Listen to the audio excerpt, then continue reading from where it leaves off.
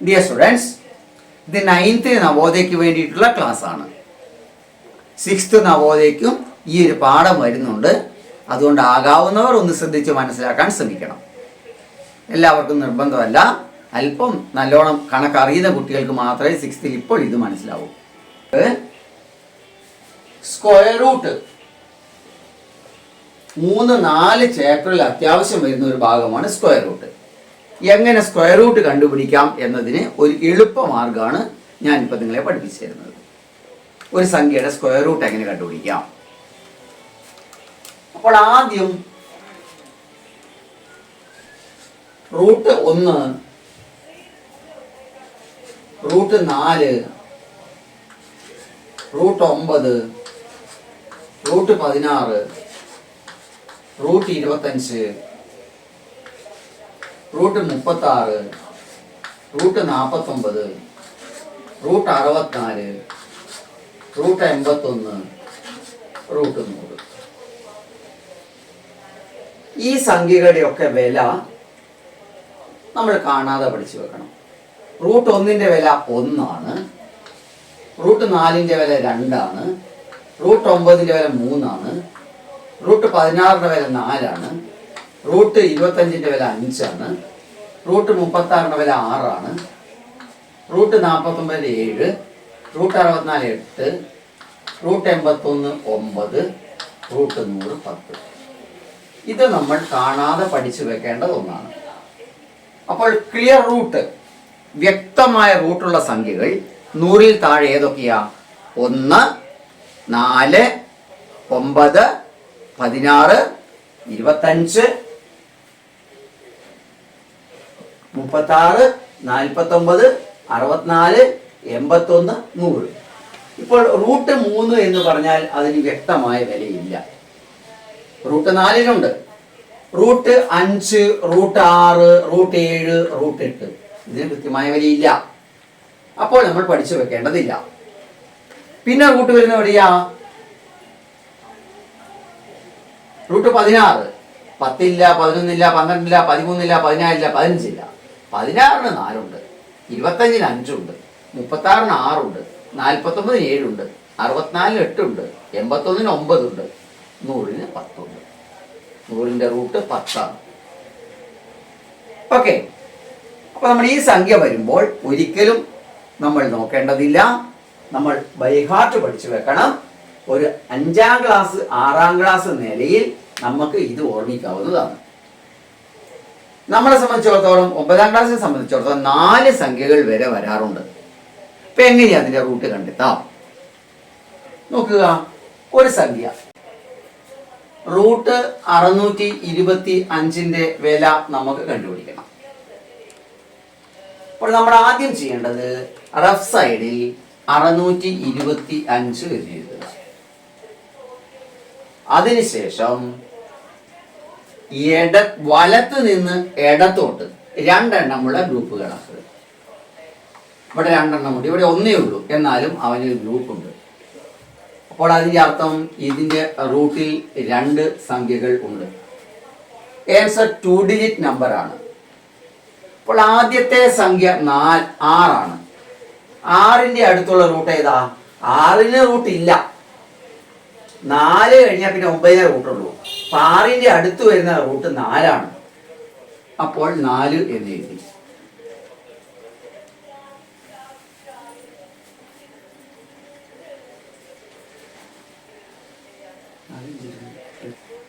Root 144ന്റെ വില കണ്ടുപിടിക്കണം. എങ്ങനെ നമുക്ക് റൂട്ട് 144 വില കണ്ടുപിടിക്കാം? റഫ് സൈഡിൽ 144 എന്ന് എഴുതുക.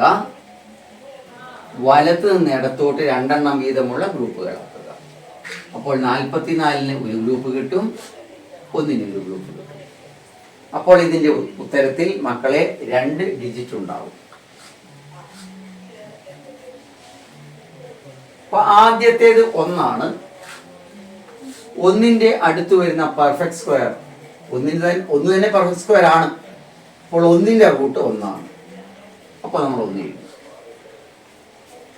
ഇനി നമ്മൾ 44ന്റെ അവസാനത്തെ 4 മാത്രം നോക്കിയാൽ മതി. 44 നോക്കണ്ട, 4 മാത്രം നോക്കിയാൽ മതി. ഇവിടെ 1 ഇൻറ്റു 1 1 എന്ന് പറയാൻ 4 അല്ല. 2 ഇൻറ്റു 2 4. 3 ഇൻറ്റു 3 9 4 അല്ല. 4 ഇൻറ്റു 4 16. അവസാനം 4 വരുന്നില്ല. 5 ഇൻറ്റു 5 25. അവസാനം 4 വരുന്നില്ല. 6 ഇൻറ്റു 6 36. അവസാനം 4 വരുന്നില്ല.